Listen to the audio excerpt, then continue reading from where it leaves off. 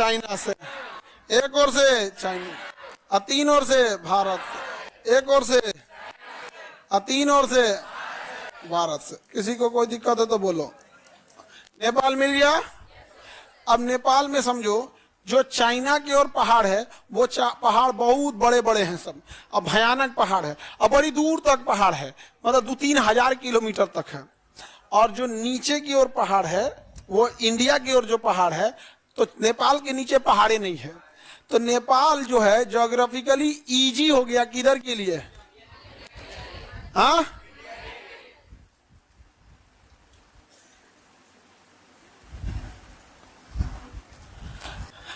बताइए। तो नेपाल के लोग ज्यादा कनेक्टेड है इंडिया से। दूसरा, हमारे यहाँ तो बहुत सारा विवाह नेपाल से होता है। इवन की जो राम जी का भी विवाह हुआ तो जनकपुर वर्तमान में कहाँ है? नेपाल।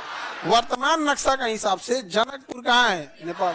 हालांकि सीता मैया हम लोग के बिहार के सीतामढ़ी से मिली थी और जनकपुर के राजा थे राजा जनक, वहां पे तो जनकपुर के थे। तो अभी वर्तमान में जनकपुर कहाँ है? नेपाल। लुम्बिनी भी कहाँ है? नेपाल में। अभी तो नेपाल का केपी शर्मा ओली था, वो कह रहा था कि राम जी का जन्म नेपाल में हुआ था। वो केपी शर्मा ओली वहां का, तो एक से एक है सब वहां पे। बताइए मतलब हम लोग अयोध्या जो देख रहे हैं लोग, इसका क्या है? नेपाल वाला भाई तुम अपने यहाँ देख, आप लोग के यहाँ इतना हस्तक्षेप करने की क्या जरूरत है? तो नेपाल भारत से जुड़ा हुआ है, तो सांस्कृतिक रिश्ते नेपाल और भारत के एक जैसे रहे हैं। और हमारे यहाँ से नेपाल आने जाने के लिए किसी भी तरह के वीजा परमिट की जरूरत नहीं पड़ती है। नेपाल के लोग भारत में आके व्यापार करते हैं। और इतना मत खुश होइएगा कि भाई नेपाल के लोगों को हम लोग रोजगार दिए हैं। हमारे यहाँ के जितना मेडिकल इंडस्ट्री ये सब कहाँ है? नेपाल में। नेपाल का मेडिकल इंडस्ट्री अभी बहुत पीछे है, बहुत पीछे। भारत के यहाँ से जो मशीनरी रिजेक्ट हो गई हैं, वो जो दवाइयाँ अब मार्केट से आउट ऑफ हो गई हैं, अभी भी वहाँ में डॉक्टर वही लिख रहा है। हालांकि नेपाल के लोग ज्यादा बीमार उतना नहीं है क्योंकि वो नेचुरल हवा इस सब में सांस ले रहे हैं। हम लोग को तो नेचुरल हवा का नामो निशान खत्म हो गया, हम लोग बहुत उटपटांग पे हो गए हैं। हालांकि भारत में भी बहुत सारे जगह है जैसे नॉर्थ ईस्ट, वहाँ पे हवा अभी भी बहुत सही है। मेघालय वगैरह में भयान बहुत अच्छी है। अभी तो बारिश हो रहा होगा मेघालय में, डेली होते रहता है। अभी तो यहाँ भी हुआ। तो नेपाल प्राकृतिक रूप से पहाड़ नेपाल में बहुत ज्यादा है। पहाड़ क्या है? ज्यादा। नेपाल की राजधानी है काठमांडू। नेपाल की राजधानी क्या है? काठमांडू। ध्यान से देखिए, दिखा काठमांडू? एकदम बीचों बीच में काठमांडू मिल गया। नेपाल की राजधानी काठमांडू। पशुपतिनाथ मंदिर काठमांडू। काठमांडू का बहुत प्रसिद्ध मंदिर कौन सा है? पशुपतिनाथ मंदिर। काठमांडू में एक एयरपोर्ट है, नाम है त्रिभुवन एयरपोर्ट। क्या नाम है? त्रिभुवन एयरपोर्ट। एयरपोर्ट का नाम त्रिभुवन एयरपोर्ट। कोई दिक्कत? त्रिभुवन एयरपोर्ट। इसी एयरपोर्ट से इंडिया का विमान IC-814, एयर इंडिया का जहाज था IC-814। आवाज में सही में गड़बड़ी हो गया है थोड़ा सा। IC-814 एयर इंडिया का जहाज IC-814। लोग पार्टी मनाने गए थे दिसंबर, देखो ध्यान से, लोग पार्टी मनाने गए थे 30 दिसंबर 1999 को कि अब हम लोग एक सदी का अंत कर दिए, अब हम लोग एक दूसरी सदी में जाएंगे। 1 जनवरी को कहाँ चले जाएंगे? दूसरी सदी में। लोग खुशियां मना के लौट रहे थे, वही दिन में पाकिस्तान हाईजैक कर लिया 1 जनवरी को। आतंकवादियों को कोनो दिन तारीख नहीं बुझाता, ये कोनो दिन है हाईजैक करने का? हाँ, आतंकवादी सबसे एक वो दिक्कत ये होता है। खैर इन सब से कुछ समझाने कोई फायदा नहीं है। इन सब को एक ही आदमी समझा सकता है, इंडियन आर्मी। समझ आ गया कि नहीं आ गया? इंडियन आर्मी पकड़ेगी दे जन्नत। आतंकवादी को और LIC वालों से बात कीजिएगा ना तो आपको समझाएगा ना कि मरने से जीने से ज्यादा फायदा मरने में। LIC वाला कहेगा कि मरेंगे तो ये मिलेगा, मरेंगे तो मिलेगा। आतंकवादी के मरेंगे तो जन्नत मिलेगा, जन्नत मिलेगा। भाई जीते जी का कोई प्लान नहीं है क्या तुम लोग के पास? ऐसा प्लान बताओ जो जीते जी ठीक ठाक रहे। मरने के बाद वहां जाने के बाद क्या पता मिलेगा कि नहीं मिलेगा, नहीं समझे? तो यहां से विमान हाईजैक कर लिया सब। और विमान को हाईजैक करके कहाँ उतारा सब? लाहौर, अमृतसर। भारत की बेवकूफी थी, अमृतसर में वहां पर हम लोगों ने कुछ नहीं कर पाए। वो पायलट बोल रहा था कि फ्यूल नहीं है, थोड़ा भी फ्यूल नहीं है, थोड़ा भी फ्यूल नहीं है, क्योंकि बीचे पे कनपट्टी पे बंदूक रखा हुआ था। और एटीसी को लगा कि फ्यूल नहीं है तो उड़ेगा कैसे। भाई मेरे पूछ लेता त्रिभुवन एयरपोर्ट पे कितना फ्यूल भरे थे और उस हिसाब से लाहौर तक में या अमृतसर में कितना होगा। जब 2-3 घंटा हो गया तो आतंकवादियों को लग गया कि भाई साहब ये तो हमको कोई प्लान बना रहा है सो यहाँ। तो कहा से उड़, तनियों सा फ्यूल उड़, उड़ा के फिर कहाँ ले गया? लाहौर। कहाँ ले गया? लाहौर। और लाहौर से कहा कि अब यहाँ से काबुल चल। तो कहा गया काबुल में, वहां रात के टाइम पे बिजली नहीं रहता है, उतरेगा कैसे जहाज? काबुल एयरपोर्ट पे लाइट नहीं था, सोचिए। तो यहां से ले गए सब कहां पर? दुबई। और दुबई में रात भर इंतजार किया सब। तब यहाँ अटल बिहारी वाजपेयी थे, दुबई से बात कर रहे थे, हमें कमांडो कार्रवाई करने की अनुमति दीजिए। तो कही कि हाँ हमारे एयरपोर्ट पे आके कमांडो कार्रवाई कीजिए, भड़केगा तो हमारे एयरपोर्ट चल जाएगा। आपके जहाज के चक्कर में हमारे 5 गो अगल बगल में जहाज खड़ा रहेगा, वो दिया जाएगा। आपके यहाँ 2 घंटा रुकलता तो सूत गए थे का? नहीं समझे। और उसके बाद ये सब कहाँ लेके चले गए सब? काबुल। और यहाँ काबुल लेके चले गए सब। और कंधार से आतंकवादियों ने बात करना चालू किया। कहा आप मुल्ला उमर और 4 सबसे खूंखार आतंकवादियों को छोड़वाया सब। और ये अजीत डोभाल जो है ना, अजीत डोभाल यही ले गए थे, नेगोशिएशन कर रहे थे उस समय, नेगोशिएशन कर रहे थे और यहाँ बात कर छोड़ दिया गया। 2 गलती भारत से हुई। पहली गलती जब वो अमृतसर पे रुका हुआ था, तो अमृतसर, चंडीगढ़ की अमृतसर रुका था, अमृतसर पे, वहीं पे उनको कार्रवाई करनी चाहिए थी।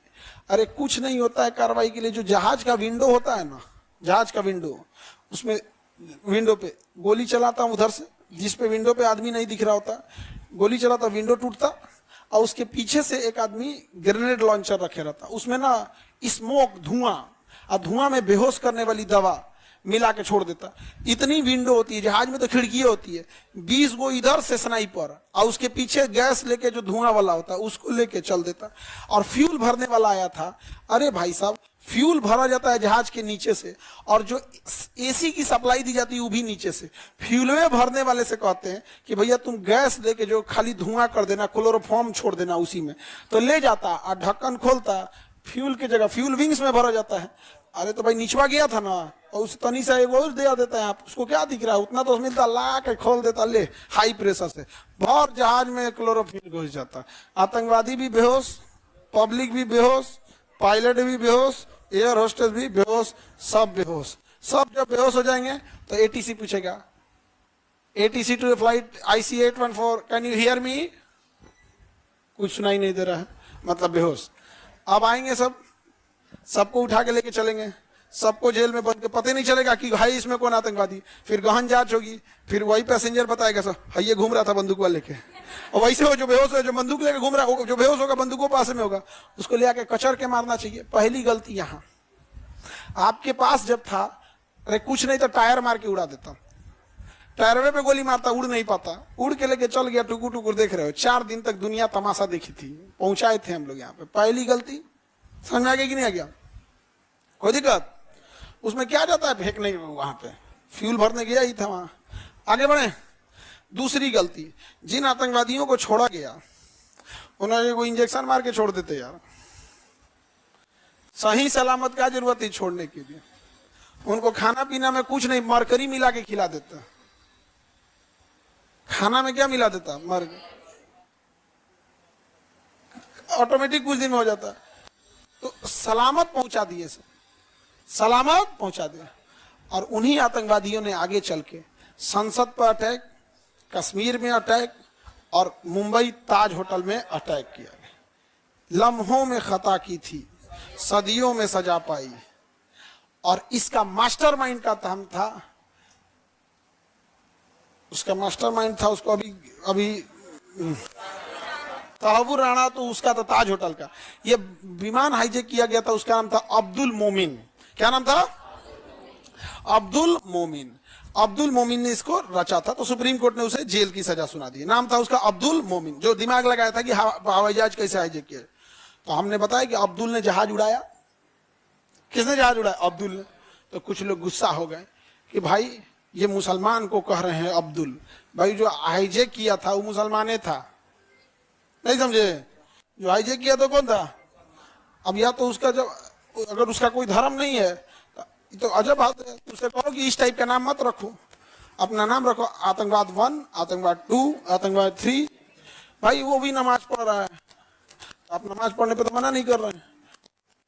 ये सब बड़ा खराब लगता है। आपको लड़ाई लड़नी है सीधे आके लड़ो, ये सब चीज खराब लगता है। क्योंकि वहां पे अच्छा उसमें एक था रिपन कतियाल थे, 1 हफ्ते हुई थी उनकी शादी हुई, 1 हफ्ते हुआ था रिपन कतियाल का शादी हुआ। उसकी वाइफ के बगल में बैठे थे रिपन कतियाल, तो पत्नी के सामने आतंकवादिया जब तक कुछ कांड नहीं करेंगे तो लोग डरेगा थोड़े ना, चाकू निकाला और रिपन कतियाल के सीना में घोंप दिया उसकी पत्नी के बगल में। और रिपन कतियाल की मृत्यु होती है 6 घंटे बाद ब्लड लॉस की वजह से। 6 घंटा तक वो इंसान तड़प रहा था। और इन आतंकवादियों को जन्नत मिलेगी, तो फिर तो हम लोग बैकुंठ में जाएंगे। तो भाई जब तुम किसी को सता रहे हो, किसी की पत्नी के सामने उसके हस्बैंड को तुम चाकू मार दिया, 6 घंटे बाद लाश उसकी मृत्यु होती है, तुम्हें मिलने वाला है जन्नत। रिया, तुझे पता है कि मैं बचपन से दिया जलाती आ रही हूँ। मेरी दादी ने हमेशा सिखाया है कि सुबह शाम दिया जरूर जलाना।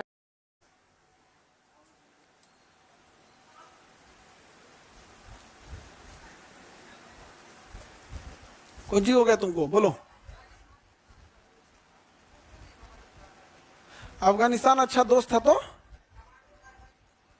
उस समय दोस्त नहीं था। 1999 में अफगानिस्तान हम लोग का सबसे बड़ा दुश्मन था। उसी समय तालिबान वहां पे हावी थे, सब समझा गया। 1998 IC 8.4 1999 के बाद, 1999 के बाद, तब उस समय नहीं था दोस्त हम लोग। आगे बढ़े। अच्छा, दूसरे के देश में जाके आप कमांडो कार्रवाई कीजिएगा।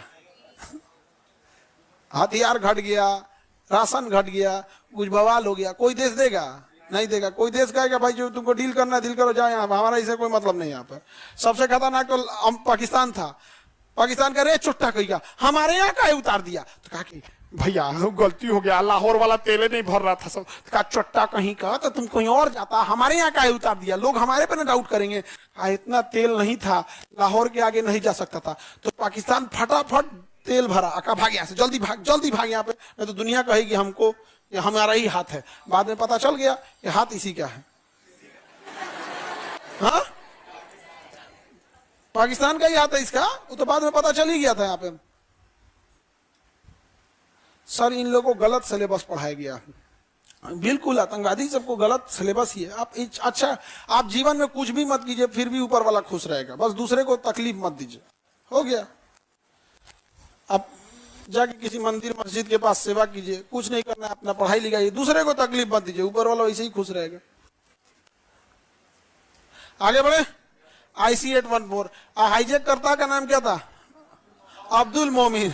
हम पूरा नाम नहीं बोले थे, बस बोले तो अब्दुल ने जहाज उड़ाया। तो सब हमको कह रहे थे कि आप हम लोग को बदनाम कर रहे हैं। हम किसी को नहीं बदनाम कर रहे हैं। मुसलमानों को अगर किसी ने बदनाम किया है तो पाकिस्तान और इन आतंकवादियों ने बदनाम किया है, वरना लोग इनको क्यों बोलेंगे? अपने से पूछे, कोई भी व्यक्ति अपने आप से ठंडे दिमाग से सोच के देखो, मुसलमानों को बदनाम किसी ने किया तो किसने किया? पाकिस्तान और आतंकवाद, पाकिस्तान और आतंकवादियों ने बदनाम किया। बाकी क्या ही खुशी को क्या है एतराज? आप ताज होटल में आप बॉम्ब मार के चल जाइएगा और वहां के लोग आपको इज्जत करेंगे? नहीं करेंगे, कभी नहीं करेंगे। हम तो सोचते हैं अजमल कजरवा को यहाँ बेऊर जेल में रखना चाहिए था, बिहार में, नहीं समझे? उसको आदमी मारता जानते हो कैसे? 50 गो लिट्टी छनवाता और सब लिट्टियां एक के साथ मुंह में थूर देता भर के, और थाप देता मुंह पे चोखा। चबाने उबाने का भी मौका नहीं, ले लिट्टी ले लिट्टी ले। नहीं समझ आ गया? उसके बाद पूछते कैसा टेस्ट है, नहीं समझ आया? गमछा बांध के फिर टेस्ट कैसा लगलो भाई?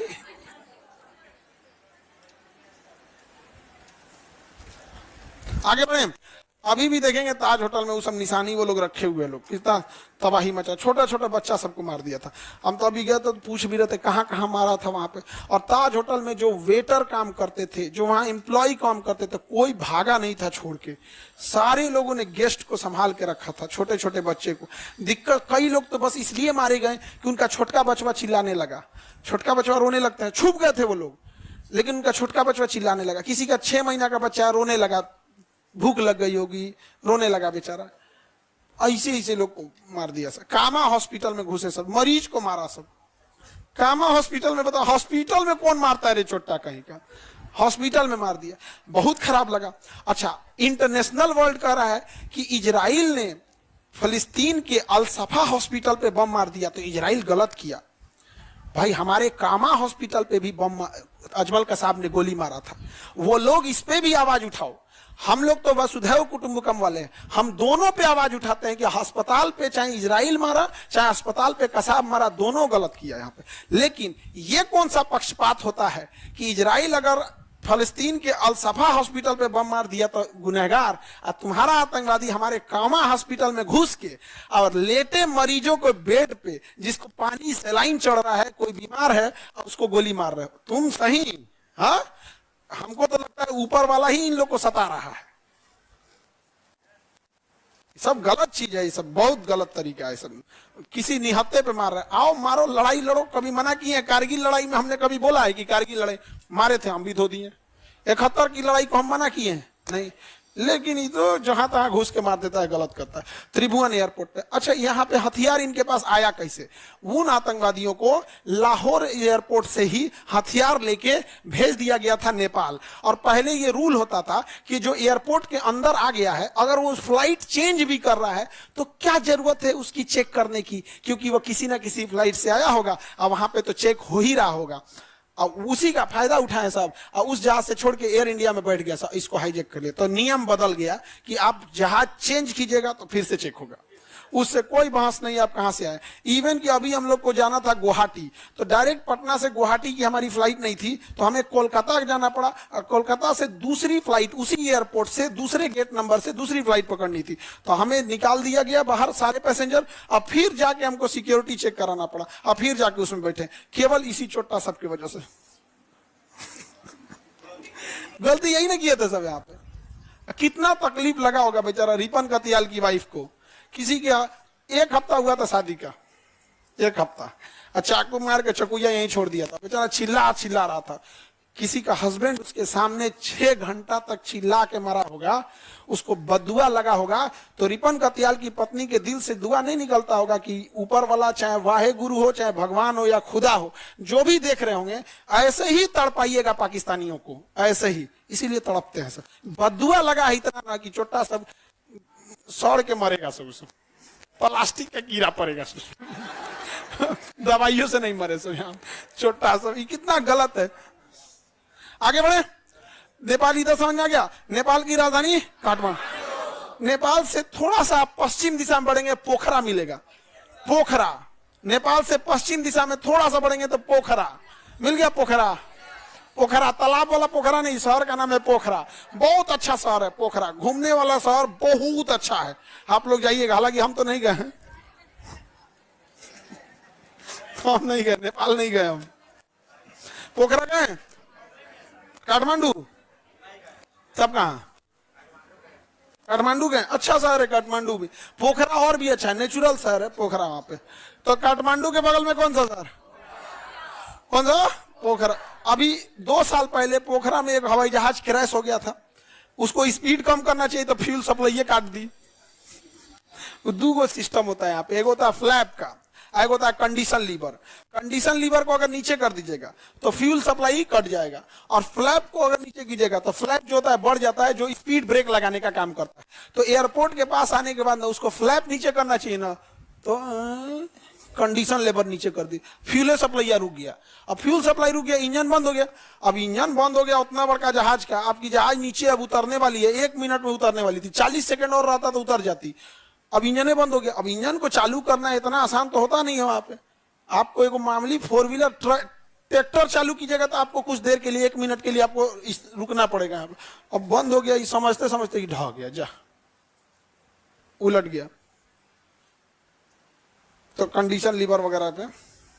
सर 6 घंटा वो कुछ नहीं किए, 6 घंटा हवाई जहाज के अंदर क्या कीजिएगा, चारों ओर से दरवाजा बंद था और हाईजैक किए थे सब, बंदूक लेके टहल रहे थे सब, कोई और उठेगा तो मार देंगे सब। 6 दिन तक लोगों को उसी जहाज में रखा, टॉयलेट वॉशरूम भर चुका था तो वहां से लोगों को आगे रखा गया और उधर ही उसी में टॉयलेट वॉशरूम किसी को नहीं, सब उसी में जहाजे में। कोई भी जहाज की कैपेसिटी कितने घंटे की ले तो उसको डिजाइन उसी हिसाब से किया जाता है कि ये 5-6 घंटे ही फ्लाई करेगी, उसके बाद इसे फिर से इसकी क्लीनिंग हो जाएगी। टॉयलेट वॉशरूम हमेशा जैसे जहाज उतरती है ना तो उसमें जहाज में पूरी डिपार्टमेंट लगी होती है, एक अपना कंटेनर लेके आएगा टॉयलेट वॉशरूम का पानी साफ कर देगा, एक लगेज निकालने वाला आएगा जितना सामान भरा है उसमें से निकाले, एक लगेज को दोबारा लोड करने वाला आएगा, उधर से एगो ट्रक लेके आएगा खाना भरने वाला, एगो आएगा कि प्लेट वलेट लिया हो, एगो फ्यूल भरेगा, एक तो बस लगाएगा कि जो आए हैं उसको ले जाए, एगो दूसरा बस में ले आएगा जो चढ़ रहे हैं इसको लेके जाए, एक एयर होस्टेस की ड्यूटी चेंज हो रही है तो उसके लिए गाड़ी अलग, पायलट के लिए अलग। जैसे जहाज उतरती है ना तो लगता है जिसे का ऑपरेशन करने आया है, सब उतरी जैसे लगा थर दौड़ इतना ज्यादा लग जाएंगे सब, उसको आधा घंटा तक सब सारे पैसेंजर उतर जाएंगे तो फिर उसमें क्लीनिंग करने वाला घुसेंगे सब, सारा साफ सफाई एक एक सीट पोछ पाछ के सब सिस्टमेटिक रख दिया जाएगा एकदम फटाफट। उसके बाद चलिए तब वहां पे सब बेचारा काम करते करते हाँफ जाते हैं सब, एकदम एयर होस्टेस खाना वाना रख के गेट पे खड़ी हो जाएगी एकदम, गुड मॉर्निंग सर। बेचारी सबका इतना टफ ड्यूटी होता है, इतना टफ ड्यूटी, बहुत टफ। जिस टर्बुलेंस में आपको डर लगने लगता है ना उसमें आके समझाती है सर सीट बेल्ट बांध लीजिए यहाँ पर, और उसके बाद कहेगा सर बढ़िया बढ़िया आदमी लोग का टर्बुलेंस में हालत खराब हो जाता है, चारों ओर से डोलने लगता है। अभी तो हम लोग को तो एकदम दहला दिया था, बांग्लादेश के ऊपर थे हम लोग, तो मानसून आया था और जस्ट चेरापूंजी और मासीराम से पहले थे हम लोग बांग्लादेश में, इतना भयानक टर्बुलेंस लगा कि जहाजिया फेंक देगा इससे, उसमें वो सब संभाल के रखती है सर। तो ये पोखरा में क्या हुआ था, विमान दुर्घटना, और काठमांडू तो समझ में आ गया। आगे बढ़े, जनकपुर मिल गया, भगवान राम का ससुराल जनकपुर। सारे लोग की तो शादी वहीं हो गई थी ना, चारों भाई लोग की शादी वहीं हो गई, एक ही जगह सब लोग का हो गया था, है कि नहीं? हाँ, उस समय मिथिला एरिया होता था, सीतामढ़ी का एरिया, ये सब एरिया क्या आ जाता है मिथिला। जनकपुर आज ना लगो यानी मिथिला होता है, मिथिला मिथिला में होता है तो गीत तो नहीं गाया जाता है मिथिला में, मिथिला पे मैथिली मिथिला वहाँ पे राम जी को लेके गीत कथा जो गाया जाता है वो है। तो अभी तो देश का विभाजन हो गया तो हो गया अपना अलग वहाँ, उसी के बगल में मिलेगा लुम्बिनी, जनकपुर के पास देखो लुम्बिनी मिलेगा, मिल गया। जनकपुर से थोड़ा दूर देखो मिलेगा लुम्बिनी, पास में ही मिला, कहाँ पे?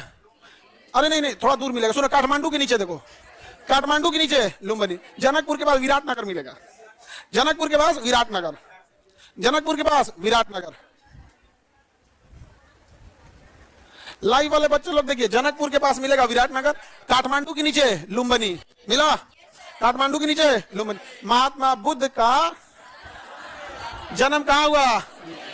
सीता जी को तो मिट्टी में, राजा जनक जी को तो सीतामढ़ी में सीता मैया मिली थी, उनका पालन पोषण ले जाके उन्होंने कहा किया था जनकपुर, तो जनकपुर के राजा हो गए। तो नेपाल का ये एरिया समझ में आ गया कि नहीं आ गया? किसी को दिक्कत? काठमांडू क्या हो गई? राजधानी। जड़ी बूटी के लिए प्रसिद्ध है, दवाइयों के लिए प्रसिद्ध है, वहाँ आंखों का बीमारी बहुत ज्यादा होता है, वहाँ आंख का ऑपरेशन बड़ी ज्यादा होता है। तो देखेंगे ना नेपाल में लोग आंख बनवाने जाते हैं, बिहार के ऊपर के एरिया के जो लोग होंगे ना, उत्तरी बिहार के एरिया में लोग आंख बनवाने कहाँ चल जाते हैं?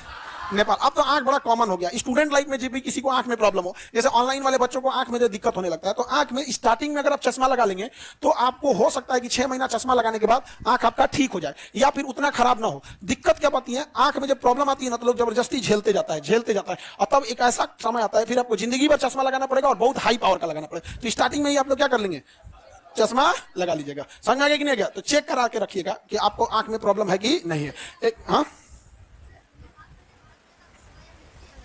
नेपाल शुरू से पहाड़ी एरिया अलग है, हाँ शुरू से ही वो पहाड़ वगैरह वाला एरिया था, अलग था। आगे बढ़े, हाँ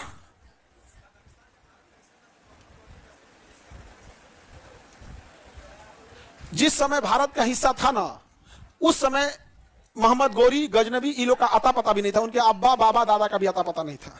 समझा गया? जिस समय यह था भारत का हिस्सा, वह समय चल रहा था पहली सदी, महाजनपद, और पहली सदी के बाद धीरे धीरे टूटा, और अशोक के मरने के बाद ये साम्राज्य टूटते गए सब। अशोक के मरने के 1000 साल बाद आए थे गौरी और गजनबी ये लोग। जब अशोक रहता ना तो ये लोग से अनुलोम विलोम करवाता, अशोक योगा कराता, ले जाकर राजगीर में अनुलोम विलोम करवाता है। आप समझ में आ गया कि नहीं आ गया? आगे बढ़े। भारत में समस्या ये थी ना कि यहाँ क्षेत्रवाद बहुत ज्यादा था। हम जिस क्षेत्र के राजा हैं वो बहुत ज्यादा था, और जातिवादी इतने भयानक थे कि बड़े जाति वाले खुद को समझते थे कि हम ही राजा बनेंगे, हम ही बड़े पद का इस्तेमाल करेंगे। तो भाई जिनको आप सताइएगा वो आपकी मुसीबत में फिर क्यों साथ देंगे। हमेशा याद रखिएगा, अपने अच्छे समय में अपने बुरे समय की तैयारी कर लीजिएगा, क्योंकि बुरा समय आपको संभालने का टाइम नहीं देता है। अभी आपका अच्छा समय चल रहा है, विद्यार्थी हैं, जब एग्जाम पास आएगा तो बुरा समय आ जाएगा, इसलिए अभी अच्छे समय में अपने बुरे समय की तैयारी कर लीजिए। जो कर लिया वही सही है। चलिए अब हम मिलेंगे।